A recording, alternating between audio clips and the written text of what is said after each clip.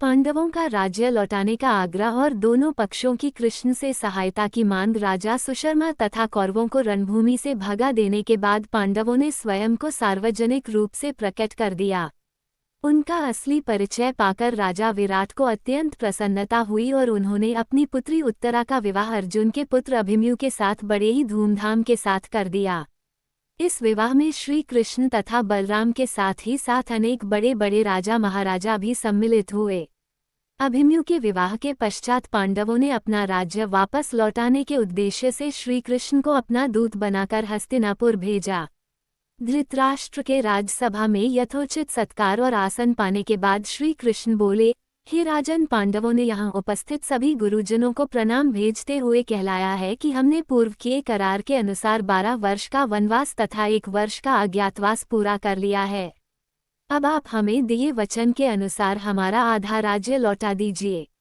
श्री कृष्ण के वचनों को सुनकर वहां उपस्थित भीष्म, विदुर, द्रोण आदि गुरुजनों तथा परशुराम, कण्व आदि महर्षिगणों ने धृतराष्ट्र को समझाया कि वे धर्म तथा न्याय के मार्ग में चलते हुए पांडवों को उनका राज्य तत्काल लौटा दें। किंतु उनकी इस समझाइश को सुनकर दुर्योधन ने अत्यंत क्रोधित होकर कहा, ज्येष्ठ पुत्र होने के नाते इस राज्य पर मेरे पिता धृतराष्ट्र का अधिकार था, किंतु उनके अंधत्व का लाभ उठाकर चाचा पांडु ने राजसिंहासन पर अधिकार कर लिया।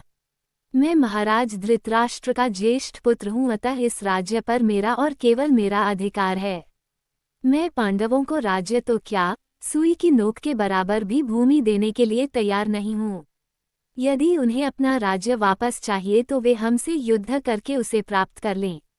उपस्थित समस्त जनों के बारंबार समझाने के बाद भी दुर्योधन अपनी बात पर अडिग रहा और श्री कृष्ण वापस पांडवों के पास चले आए और दोनों पक्षों में युद्ध की तैयारी होने लगी। पांडवों को राज्य न देने के अपने निश्चय पर दुर्योधन के अड़ जाने के कारण दोनों पक्ष में मध्य युद्ध निश्चित हो गया तथा दोनों ही पक्ष अपने लिए सहायता जुटाने में लग गए। एक दिन दुर्योधन श्री कृष्ण से भावी युद्ध के लिए सहायता प्राप्त करने हेतु द्वारिकापुरी जा पहुंचा। जब वह पहुंचा उस समय श्री कृष्ण निद्रामग्न थे, अतएव वह उनके सिरहाने जा बैठा। इसके कुछ ही देर पश्चात पांडतनय अर्जुन भी इसी कार्य से उनके पास पहुंचे और उन्हें सोया देखकर उनके पैताने बैठ गए। जब श्री कृष्ण की निद्रा टूटी तो पहले उनकी दृष्टि अर्जुन पर पड़ी। अर्जुन से कुशल क्षेम पूछने के भगवान कृष्ण ने उनके आगमन का कारण पूछा। अर्जुन ने कहा, भगवान, मैं भावी युद्ध के लिए आपसे सहायता लेने आया हूँ। अर्जुन के इतना कहते ही सिरहाने बैठा हुआ दुर्योधन बोल उठा, हे कृष्ण, मैं भी आपसे सहायता के लिए आया हूँ। चूंकि मैं अर्जुन से पहले आया हूँ इसलिए सहायता मांगने का पहला अधिकार मेरा है। दुर्योधन के वचन सुनकर भगवान कृष्ण ने घूमकर दुर्योधन को देखा और कहा, हे दुर्योधन, मेरी दृष्टि अर्जुन पर पहले पड़ी है और तुम कहते हो कि तुम पहले आए हो, अतः मुझे तुम दोनों की ही सहायता करनी पड़ेगी। मैं तुम दोनों में से एक को अपनी पूरी सेना दे दूंगा और दूसरे के साथ मैं स्वयं रहूंगा, किंतु मैं न तो युद्ध करूंगा और न ही शस्त्र धारण करूंगा। अब तुम लोग निश्चय कर लो कि किसे क्या चाहिए। अर्जुन ने श्री कृष्ण को अपने साथ रखने की इच्छा प्रकट की, जिससे दुर्योधन प्रसन्न हो गया, क्योंकि वह तो श्री कृष्ण की विशाल सेना लेने के लिए ही आया था।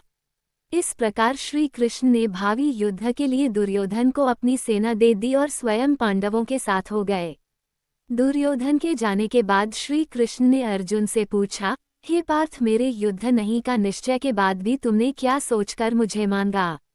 अर्जुन ने उत्तर दिया, भगवान, मेरा विश्वास है कि जहां आप हैं वहीं विजय है, और फिर मेरी इच्छा है कि आप मेरा सारथी बने। अर्जुन की बात सुनकर भगवान श्री कृष्ण ने उनका